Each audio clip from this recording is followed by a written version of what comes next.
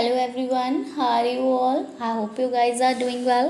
So guys, welcome back to our channel and guys start करेंगे हम अपना आज का सेशन। तो आज का सेशन हमारा एज यूजली क्विज है, जहाँ पर कि हम आपके टॉप 10 क्वेश्चंस को डिस्कस करेंगे। और ये जो 10 क्वेश्चंस रहेंगे ये आपके UGC net JRF exam point of view के अकॉर्डिंग यूनिट 2 के लिए हैं। ठीक है, तो यूनिट 2 जो रिसर्च एप्टीट्यूड है उस यूनिट से हम यहाँ पर 10 क्वेश्चंस ले रहे हैं, जो आपके यूजीसी नेट जेआरएफ एग्जाम के लिए आपको बहुत ज़्यादा बेनिफिशियल क्वेश्चंस प्रूव होंगे। तो वीडियो को विदाउट स्किप के लिए आपको लास्ट तक देखना है, ताकि आपसे कोई भी इंपॉर्टेंट क्वेश्चन मिस ना हो। 100 क्वेश्चन की श्रृंखला हमारी कंप्लीट होने जा रही है। होपफुली ओनली 10 क्वेश्चंस रह गए हैं, 90 क्वेश्चंस हम आज कवर कर लेंगे। उसके बाद वो 10 क्वेश्चंस कराने के बाद 100 क्वेश्चंस आपके कंप्लीट हो जाएंगे यूनिट 2 रिसर्च एप्टीट्यूड से। अगर आपने हमारी प्रीवियस वीडियोस नहीं देखी तो डिस्क्रिप्शन बॉक्स में हम आपको लिंक प्रोवाइड कर देंगे, आप वहाँ से चेक कर सकते हैं। इसके अलावा अगर आप हमारे चैनल पर नए हैं या फिर आपने हमारे चैनल को सब्सक्राइब नहीं किया है तो यूजीसी नेट एग्जाम की प्रिपरेशन के लिए चैनल को सब्सक्राइब करें और बेल आइकन को प्रेस करना बिल्कुल ना भूलें, ताकि हम अपनी जब भी न्यू वीडियो अपलोड करें तो नोटिफिकेशन सबसे पहले आप तक पहुंच सके। तो गाइस चलिए ज़्यादा टाइम वेस्ट नहीं करेंगे और सेशन स्टार्ट करेंगे। सो हमारा जो फर्स्ट क्वेश्चन है, it is the type of grading that assert fixed proportion of learners at different grade point is known as direct grading, indirect grading, relative grading, absolute grading. तो यहाँ पर हमारा जो correct answer जाएगा, यहाँ बोला है ग्रेडिंग की बात हो रही है, तो यहाँ पर ग्रेडिंग जो है वो आपको 4 तरह की ग्रेडिंग बताई है, डायरेक्ट है, इनडायरेक्ट है, रिलेटिव है और एब्सोल्यूट है। तो इन चारों में से कौन सी ग्रेडिंग है जो कि फिक्स्ड प्रोपोर्शन को असर्ट करती है, लर्नर्स के जो फिक्स्ड प्रोपोर्शन को असर्ट करती है डिफरेंट ग्रेड पॉइंट्स पे, तो ऐसी ग्रेडिंग को कहा जाता है रिलेटिव ग्रेडिंग। क्या कहा जाता है? Relative grading. So option number C is the right answer for this question.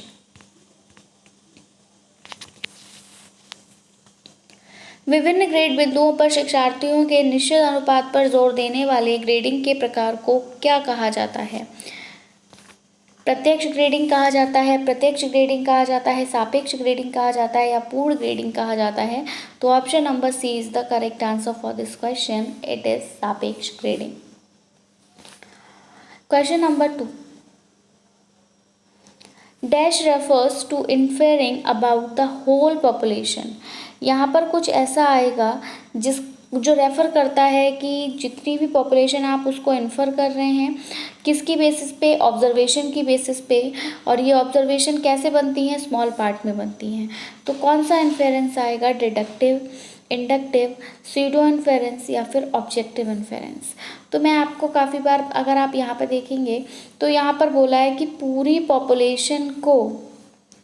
Population के बारे में वो इन्फर करता है और ऑब्जर्वेशन की बेसिस पे स्मॉल पार्ट में।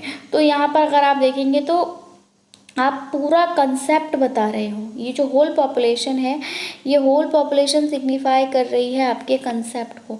तो आप कंसेप्ट बता रहे हो और ये जो कंसेप्ट है ये आप किसकी बेसिस पे बता रहे हो? तो आप ऑब्जर्वेशन कर रहे हो। ठीक है, और ये ऑब्जर्वेशन कैसे हो रही है? स्मॉल अमाउंट में हो रही है। इसको यूज़ करके आप कंसेप्ट बता रहे हो, यानी कि आप किसका यूज़ कर रहे हो? तो आप पहले एग्जाम्पल्स का यूज़ कर रहे हो और फिर आप कंसेप्ट बता रहे हो। इट मीन्स यहाँ पर जो इन्फेयरिंग हो रहा है अबाउट द होल पॉपुलेशन वो क्या है? करेक्ट आंसर जो है आपका option number B, inductive inference. Clear है? आगे बढ़ेंगे। एक छोटे से हिस्से पर की गई टिप्पणियों के आधार पर पूरी आबादी के बारे में अनुमान लगाने को संदर्भित करता है। क्या? निगमनात्मक अनुमान, आगमनात्मक अनुमान, छद्म अनुमान, वस्तुनिष्ठ निष्कर्ष। So the correct answer for this question is option number B, that is आगमनात्मक अनुमान, inductive inference. Sampling is advantageous as it. Sampling जो आप करते हो उसके फ़ायदे हैं। क्यों? क्योंकि सैम्पलिंग हेल्प करती है कैपिटल सेविंग में, टाइम बचाती है, एक्यूरेसी बढ़ाती है, या फिर ए और बी दोनों होंगे। तो अगर मैं बात करूँ इस क्वेश्चन की, यहाँ हमारा जो करेक्ट आंसर है, जो सैम्पलिंग है वो एडवांटेजियस होती है। बिल्कुल सही बात है, क्योंकि वो आपकी कैपिटल सेविंग में आपकी हेल्प करती है और दूसरा वो आपका टाइम भी बचाती है। सो यहाँ हमारा जो करेक्ट आंसर जाएगा that goes with option number D, both A and B. Guys actually I am not well, that's why थोड़ा सा वॉइस में वो पिच जो है वो उतना एम्पलीट्यूड नहीं है, तो उसको आप थोड़ा सा आज मैनेज करिएगा। मैं सिर्फ क्वेश्चंस और उनके आंसर्स कराऊंगी, ठीक है, क्योंकि कल भी हमने लेक्चर नहीं लिया था, तो इस वजह से मैंने आज वीडियो बनाने का सोच लिया, but I am not as much as well कि मैं अच्छे से जो है उसको बढ़ा सकूं।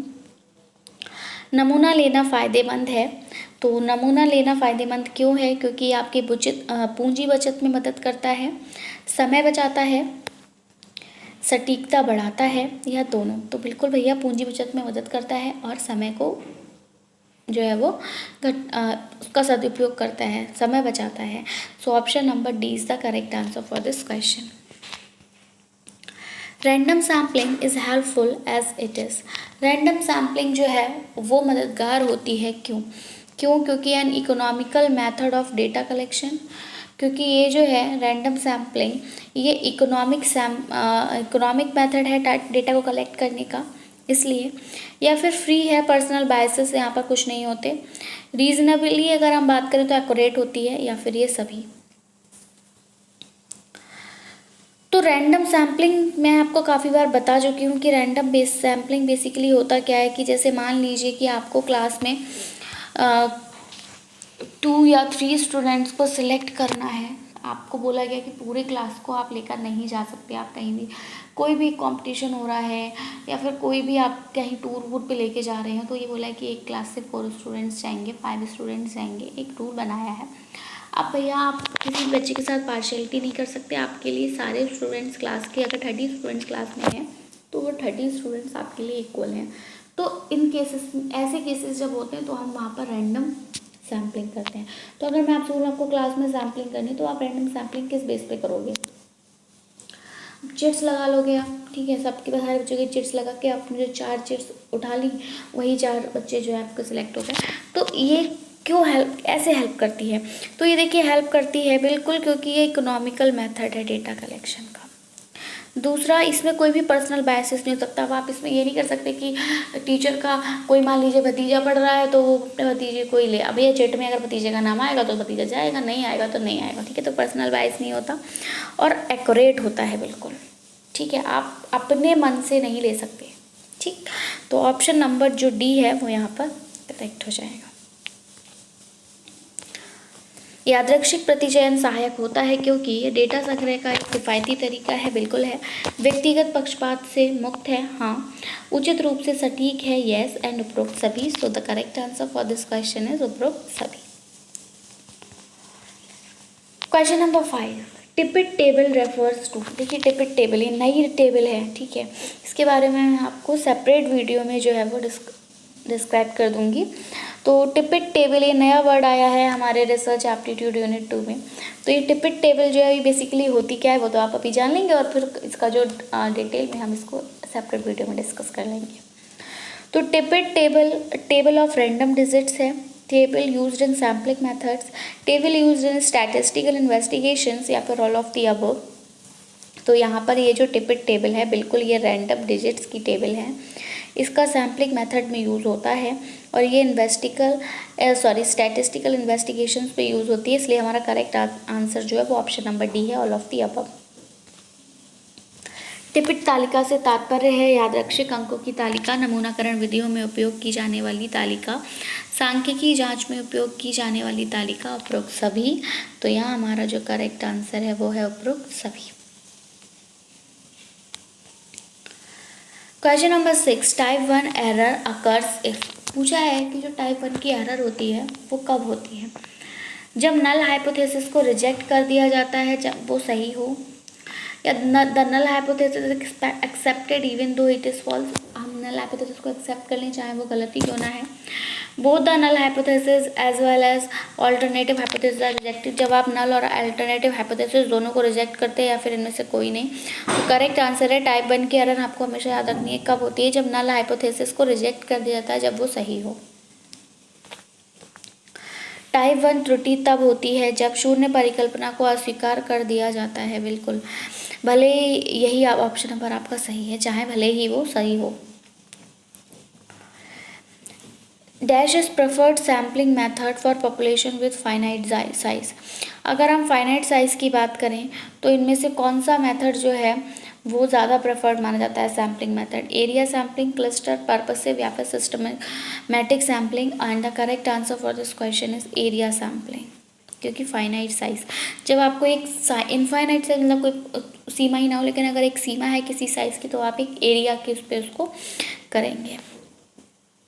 परिमित आकार वाली आबादी के लिए एक पसंदीदा नमूना पद्धति क्या है? तो बिल्कुल आपका क्षेत्र नमूनाकरण है।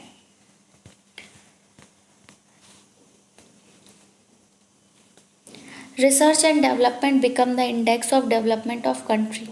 Which of these following reasons are true with regards to this statement? Option number A, R&D reflect the true economic and social conditions prevailing in a country, because R&D targets the human development, because R&D can improve the standard of living of the people in a country, या all of the above. And the correct answer for this question goes with option number D. ये तीनों ही statement जो है वो सही है। आप इसका स्क्रीनशॉट ले लीजिए ताकि आप इसको फर्दर जो है वो रीड कर सकें। मैं आपको एक बार क्वेश्चन भी शो कर दे रही हूँ। यस, आई होप आपने स्क्रीनशॉट ले लिया होगा। अनुसंधान और विकास देश के विकास का सूचकांक बनते हैं। इस कथन के संबंध में निम्नलिखित में से कौन से कारण सत्य हैं? क्योंकि R&D एक देश में प्रचलित वास्तविक आर्थिक और सामाजिक परिस्थितियों को दर्शाता है, क्योंकि R&D मानव विकास को लक्षित करता है, क्योंकि R&D देशों में लोगों के जीवन स्तर में सुधार कर सकता है, या फिर उपरोक्त सभी। And the correct answer for this question is option number D. Question number 9 है the data of research is. अब रिसर्च का जो डेटा होता है वो कैसा होता है? क्वालिटेटिव होता है, क्वांटिटेटिव होता है, कोई नहीं होता। तो मैं आपको बता चुकी हूँ, अगर हम रिसर्च के डेटा की बात करें तो ये आपका क्वालिटेटिव भी होता है, क्वांटिटेटिव भी होता है, इसीलिए जो हमारा करेक्ट आंसर जाएगा that is option number C, both A and B. शोध का डाटा केवल गुणात्मक होता है, केवल मात्रात्मक होता है, दोनों होता है, या फिर नहीं, दोनों में से कोई नहीं होता? तो दोनों होता है, गुणात्मक भी और मात्रात्मक भी। Last question, the longitudinal approach of research deals with. अब जो लॉन्गिट्यूडनल अप्रोच होती है रिसर्च की किसके साथ डील करती है? तो हॉरिजॉन्टल रिसर्च के साथ, लॉन्ग टर्म रिसर्च के साथ, शॉर्ट टर्म, या फिर none of the above?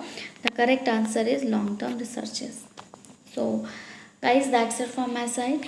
Video पसंद तो आज नहीं आया होगा क्योंकि इतना ज़्यादा स्लो मोशन में था, बट चलिए मिलेंगे हम अपनी नेक्स्ट वीडियो के साथ। Till then take care and bye bye. Thanks for watching. Thanks, have a nice day.